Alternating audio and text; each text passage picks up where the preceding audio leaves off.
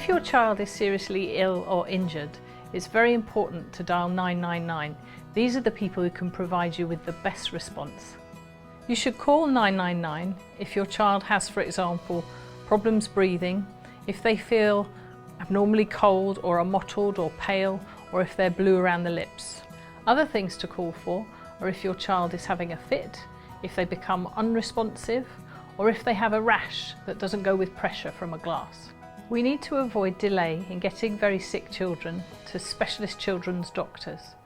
And currently, our children's doctors are based in Llangwili Hospital, Carmarthen for the south, and Bronglais Hospital, Aberystwyth for the north. This is why it's possible that an ambulance will take your child to Llangwili Hospital, even if Withybush Hospital is nearer.